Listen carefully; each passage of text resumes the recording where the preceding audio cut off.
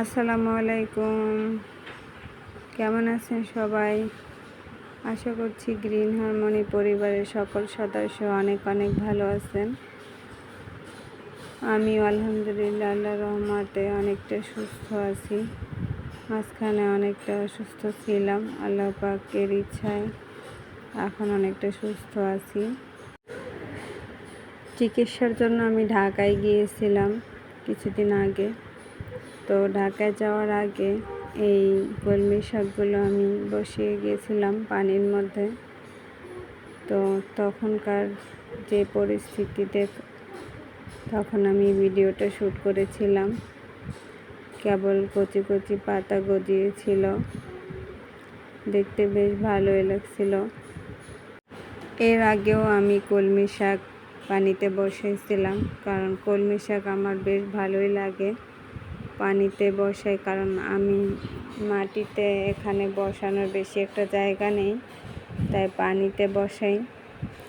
আর কলমি শাকটা খেতে খুবই পুষ্টিকর, তাই আমি এভাবে চাষ করে থাকি। আপনারা চাইলে মাটিতেও বসাতে পারেন।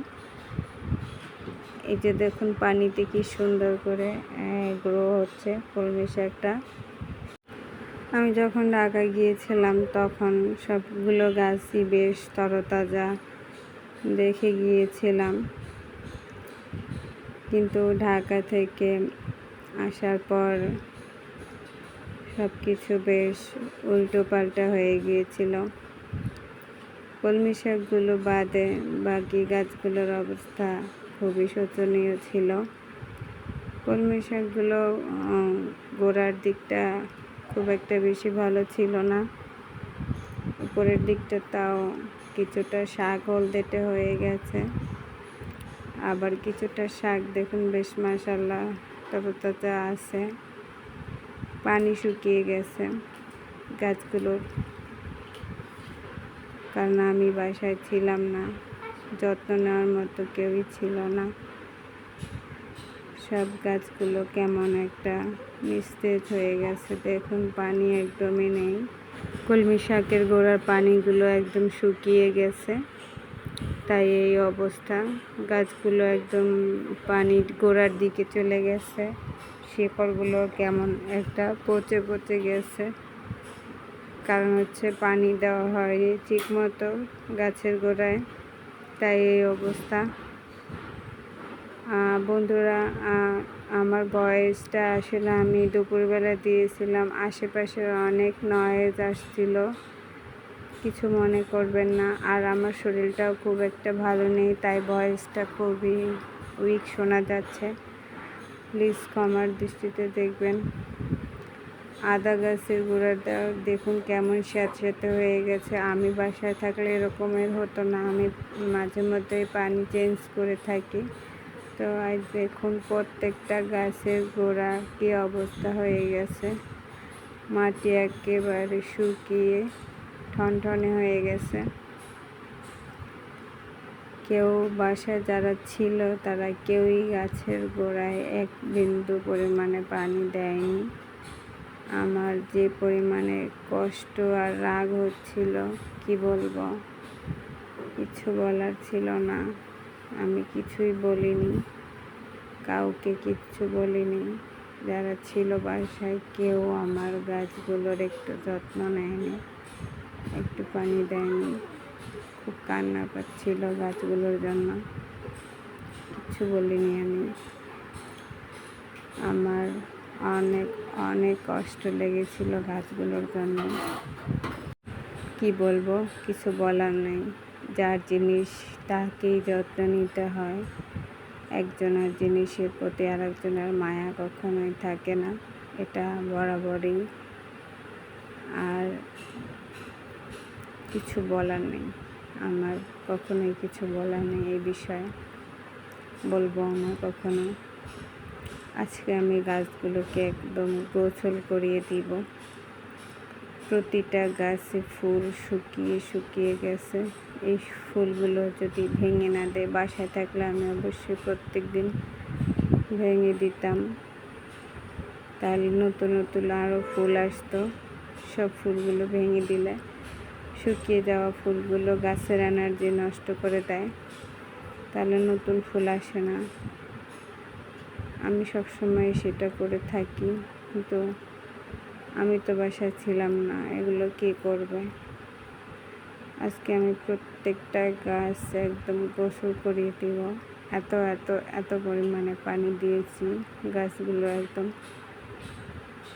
প্রত্যেকটা গাছ বেশি বেশি বেশি পরিমাণে পানি দিয়ে গোসল করিয়ে দিব, যাতে ওরা একদম প্রাণ ফিরে পায়। গাছগুলো দেখুন কতটা তৃষ্ণার্ত ছিল পানির জন্য। প্রত্যেকটা গাছ পানির জন্য তৃষ্ণার্ত ছিল, হাহা করছিল পানির জন্য। প্রত্যেকটা গাছ শুকিয়ে একদম পাথরের দেওয়া ছিল বিধায় এই গাছগুলো বেঁচে ছিল। দেখুন, না হলে তো এই পাথরের নিচের দিকটা একটু ভেজা ভেজা ছিল, উপরের দিকটা একদম শুকিয়ে গেছে পাথরগুলো। এগুলো ভিজিয়ে দিলাম, প্রত্যেকটা গাছের গোড়ায় ভিজিয়ে দেব। গরম যেই পরিমাণে গরম পড়ছিল, আল্লাহ তাআলা যদি বাঁচিয়ে না রাখতো না, তাহলে গাছগুলো সবই মারা যেত। খুবই কষ্ট লাগতেছে আমার। আসলে অসুস্থতার কারণে এই অবস্থা হয়েছে, আমি তো নাহলে যেতাম না। গাছগুলোর জন্য মায়া লাগতেছে। সত্যি কথা বলতে, গাছপালা বাগান করলে, বেড়াইতে কোথাও গেলে কষ্ট লাগে এদের জন্য। কলমি গাছগুলোর মধ্যে বেশি করে পানি দিয়ে দিলাম, যাতে এই শাকগুলো আরও বেড়ে ওঠে। প্রচুর পরিমাণে পানি দিতে হয় কলমি শাকগুলো, দ্বিগুণ পরিমাণে পানি দিয়ে দিয়েছি সব গাছে। এখন দেখা যাক কি হয়, গাছগুলো কিভাবে সতেজ হয়ে ওঠে ধীরে ধীরে, সেই অপেক্ষার পালা। আমি সেই আপডেটও শেয়ার করব আপনাদের সঙ্গে। ততক্ষণ পর্যন্ত সঙ্গে থাকবেন। ভিডিওর এ পর্যন্ত যারা চলে এসেছেন, একটা লাইক দিতে ভুলে গেছেন, প্লিজ একটা লাইক দিয়ে দিবেন। দেখুন পরের দিনের আপডেট। মাশাআল্লাহ, গাছগুলো ফুল দিয়েছে, দেখুন কত সুন্দর, কত বড় সাইজের ফুল দিয়েছে, তাও আবার কতগুলো। দেখুন, একটা, দুটো, তিনটে, মাশাআল্লাহ মাশাআল্লাহ, কিউট কিউট তিনটে বড় ফুল দিয়েছে। ফুলগুলো কত সুন্দর ছিল, সাইজটা আরও বড় ছিল। ক্যামেরার মধ্যে এরকম দেখা যাচ্ছে, কিন্তু বাস্তবে ফুলের সাইজগুলো আরও বড় ছিল। বেশ ভালো লাগছিল আমার কাছে। আপনাদের কাছে কেমন লাগছে কমেন্ট করে জানাবেন। প্রত্যেকটা গাছে আজকে ফুল দিয়েছিল, প্রত্যেকটা গাছে ডালে ডালে ফুল ছিল। আমি ওইভাবে তুলতে পারিনি। বেশ ভালো লাগছিল গাছগুলো দেখে, কত সুন্দর। সব গাছগুলো পানি দেওয়ার পরে একদম তরতাজা হয়ে গেছে, সুন্দর হাসি খুশি। আসলে গাছের জন্য পানি কতটা প্রয়োজন, খাবার কতটা প্রয়োজন, সেটা আজকে আমি বুঝতে পারলাম।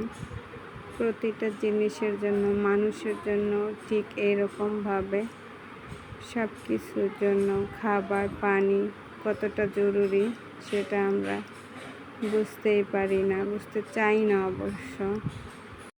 আজকের ভিডিওটি কেমন হয়েছে সবাই কমেন্টের মাধ্যমে জানাবেন। সবার জন্য অনেক অনেক দোয়া ও ভালোবাসা রইল। কথা হবে পরবর্তী কোনো ভিডিওতে। ততক্ষণ পর্যন্ত সবাই ভালো থাকবেন, সুস্থ থাকবেন। আল্লাহ হাফেজ। আসসালামু আলাইকুম।